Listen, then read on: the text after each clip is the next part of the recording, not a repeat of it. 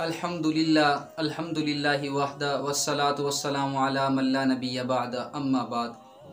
आज फिर हम अवैस कुरान एकेडमी के अंदर मौजूद हैं और पहले जो हमने पॉडकास्ट का सिलसिला शुरू किया था, आप हजरात के रिस्पॉन्स की वजह से आज एक दूसरी पॉडकास्ट के साथ हाज़िर हैं और बरादर कबीर हज़रत कारी मोहम्मद अवैस रफ़ीक साहब की खिदमत में मौजूद हूँ।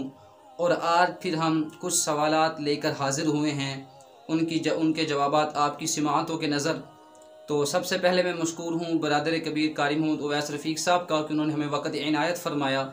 तो आज की इस पॉडकास्ट का हमारा जो सबसे पहला सवाल है वो ये है कि अगर कोई ऑनलाइन कुरान करीम की तालीम मुहैया करना चाहता है, ऑनलाइन कुरान करीम पढ़ाना चाहता है, तो इस हवाला से आप उनको कोई गाइडलाइन देना चाहें, उनकी कोई रहनुमाई करना चाहें कि उनको क्या तरीक़ाकार इख्तियार करना चाहिए कि जिसमें वो ऑनलाइन काम के अंदर वो कामयाब बन सके। बिस्मिल्लाहिर्रहमानिर्रहीम।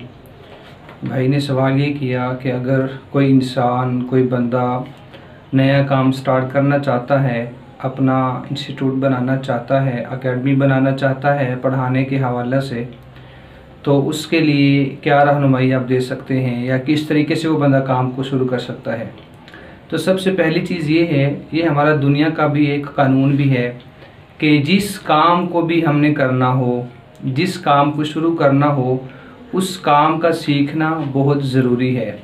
हमारे कुछ अहबाब नाकाम होते हैं, इस वजह से वो नाकाम हो जाते हैं, वो काम को सीखते नहीं, बस वो शुरू कर देते हैं। तो कोई भी काम करने से पहले उसका इल्म हासिल कर लेना बहुत ज़रूरी है ताकि बंदा कामयाब हो सके। दूसरी चीज़ ये कि जो बंदा इस फील्ड में आना चाहता है, ऑनलाइन पढ़ाना चाहता है, उसके लिए ज़रूरी है वो इस काम को सीखे और काम को सीख कर फिर उस पर अमल कर ले। काम सीखने के अंदर कौन कौन सी चीज़ें हैं। नंबर 1 कि ये बंदा कौन कौन से कोर्सेज़ करवाना चाहता है, कौन कौन सी सर्विसेज प्रोवाइड करना चाहता है, उन कोर्सेज़ को ये अपने सामने रखे। क्या इन कोर्सेज़ को ये बंदा ख़ुद पढ़ाएगा या ये स्टाफ लेकर बैठाएगा, स्टाफ को बुलाएगा और मुहैया करेगा कि ये लोग आएंगे पढ़ाने वाले, इसके पास बैठकर पढ़ाएंगे। नंबर 2, जो सर्विसेज ये बंदा देना चाहता है, वो कोर्सेज जो ये पढ़ाना चाहता है, उनका मवाद इस बंदे के पास होना चाहिए कि जो कोर्सेज ये आगे पढ़ा सके।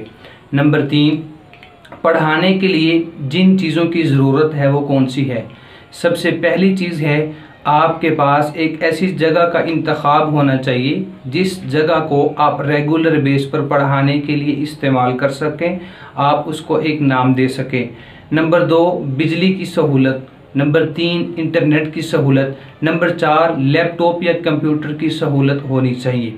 ये कुछ बेसिक चीज़ें हैं। जब ये बेसिक चीज़ें इस बंदे के पास आ जाएंगी तो इनका तरीका इस्तेमाल क्या है वो बंदा सीख कर उनके मुताबिक अमल करके इस प्लेटफॉर्म पर आकर कामयाब हो सकता है और अल्लाह रब्बुल आलमीन ज़रूर इस बंदे को कामयाब करेंगे।